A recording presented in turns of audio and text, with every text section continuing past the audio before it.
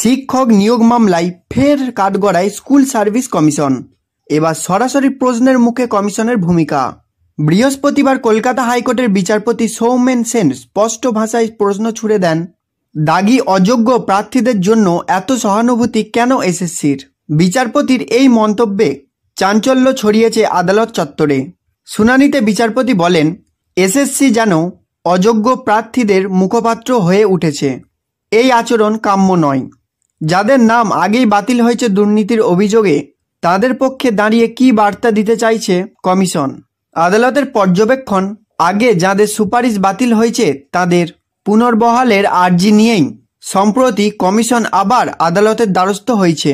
এই নিয়েই ক্ষোভ প্রকাশ করেন বিচারপতি। বলেন, কমিশনের কাজ হলো যোগ্যদের সুযোগ করে দেওয়া, অযোগ্যদের পক্ষে সওয়াল করা নয়। বিচারপতির আরও মন্তব্য, এসএসসি কি ভুলে যাচ্ছে আদালত স্বচ্ছ নিয়োগ প্রক্রিয়ার ওপর নজর রাখছে? দাগী প্রার্থীদের পক্ষে সহানুভূতি চলবে না।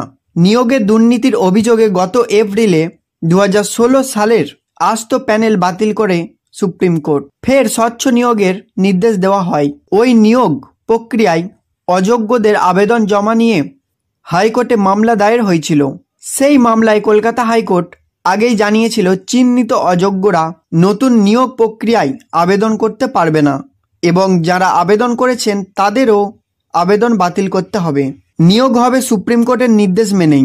হাইকোর্টের ওই রায়কে চ্যালেঞ্জ করে ডিভিশন বেঞ্চে গিয়েছিল এসএসসি। এদিন আদালতে কমিশনের যুক্তি, কিছু প্রার্থীর ক্ষেত্রে পর্যাপ্ত তথ্য ছিল না, তাই তাদের সুযোগ দেওয়া হোক। এরপরই কমিশনকে ভৎসনা করেন বিচারপতি।